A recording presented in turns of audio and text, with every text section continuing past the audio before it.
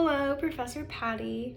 I really enjoyed this assignment that we had to do, the personal spiritual retreat. At first, when I was thinking about having to spend 3 hours like praying, meditating in silence, just being with God, I was just kind of thinking, wow, that's a long time. But as soon as I got started and as soon as I finished, the time went like that. It was so fast. And I think once you really get into it, you really start enjoying just focusing your attention on God, nothing else. And you start feeling this peace, feeling this encouragement, and this uplifting feeling that's like no other.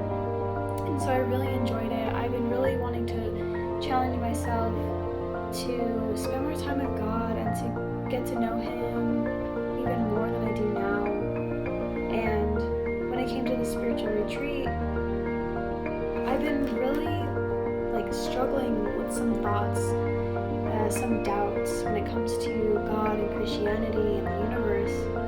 And so when I started my personal retreat, that was in the back of my mind, and I first started the retreat in silence. I just wanted to say nothing, no music, no praying. I just wanted to decompress, focus my mind.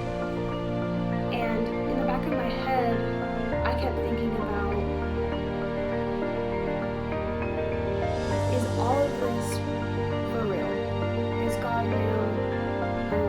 Are people that I work with, or people who don't follow God, who don't care to have a relationship with Him, are they right?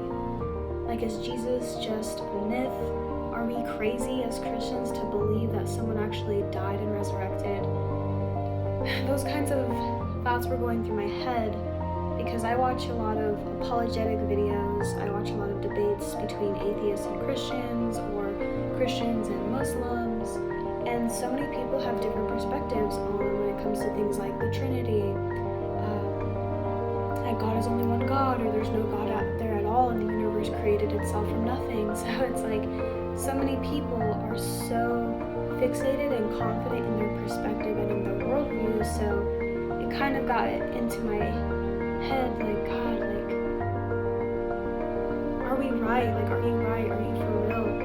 And I felt guilty. I felt bad for even doubting Him or for even thinking those thoughts. And I just think it was the enemy.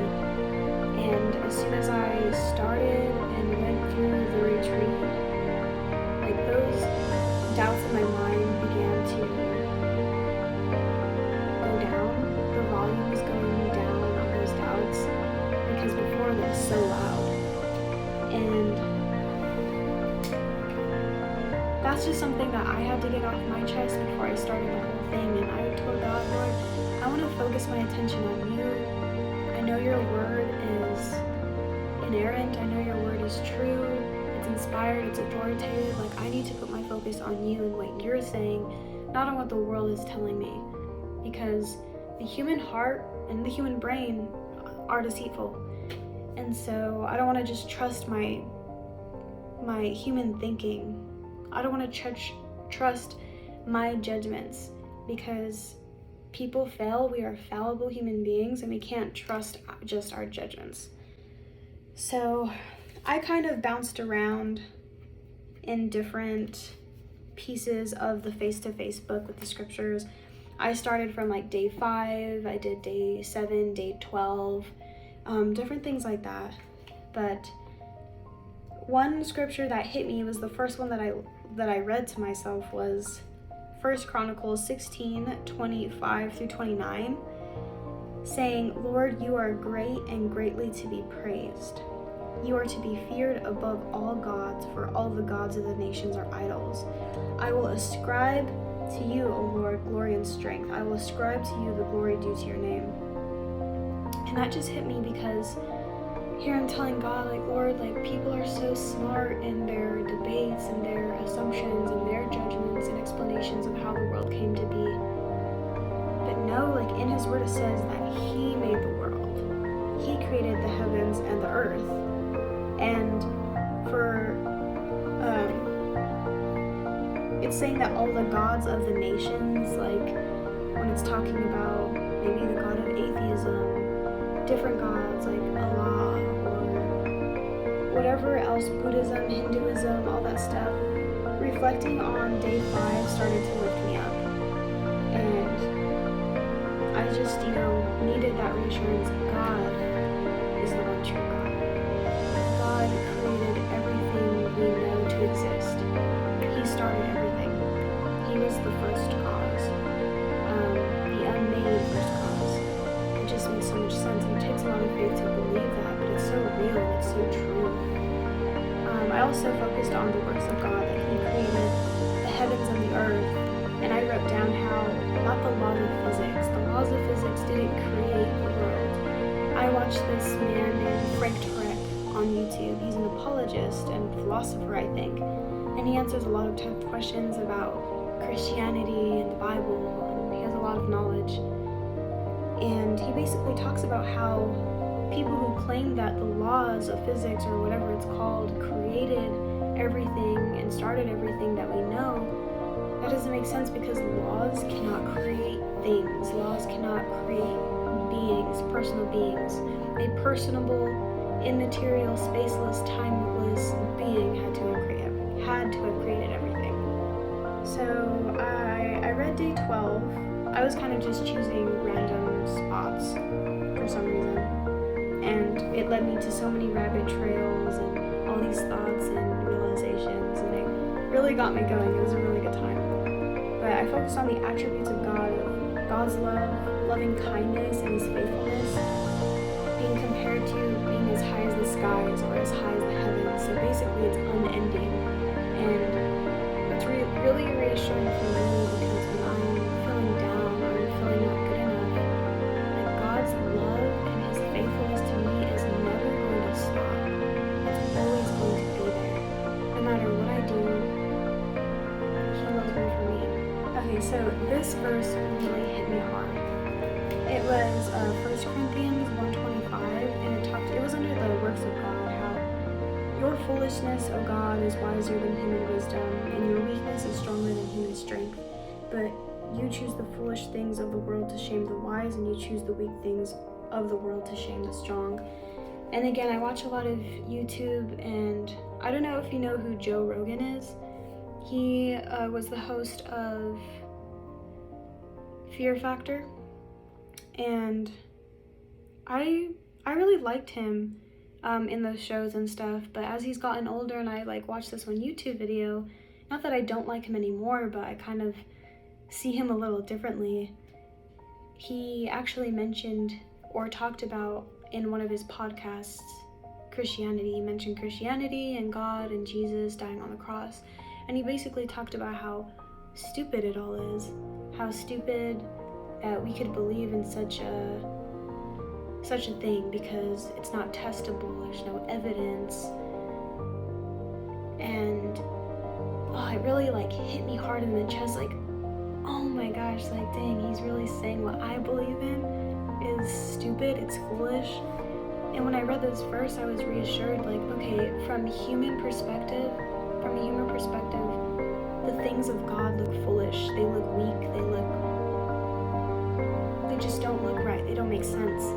But the thing is that God chooses the weak things to, what did it say? To shame the strong. He uses the foolish things to shame the wise. So God works in amazing ways. God's thinking is not our thinking. His ways and His ways of thinking are higher than ours. So I just wanted to make sure to answer some of these questions here. What attributes of God come to mind, and how did this affect you? So when I was reading these kinds of scriptures, I was basically thinking about how, first of all, the 1 Corinthians 1:25 really made me think of how smart God is. Just the fact that He uses things that we wouldn't think He would use, or people He uses that we didn't think He would use. And it's all for His glory. He gets even more glory out of the unexpected, and our minds are so much more blown. I freak out. I marvel at the fact that God chose Daniel to kill and defeat Goliath. No one would have ever thought And I really resonate with that because all of my life I've been told that I'm small, I'm tiny, I'm quiet, and those kinds of words really get into your head and you start believing those things like, oh, I'm not capable, I'm not good enough, I'm not big enough. It makes you feel weak, it makes you feel so small and incapable. But if God can use Daniel, if he can use Abraham, Moses, Joseph, he can use me. He can use whoever he wants. He will use whoever he wants to accomplish his will.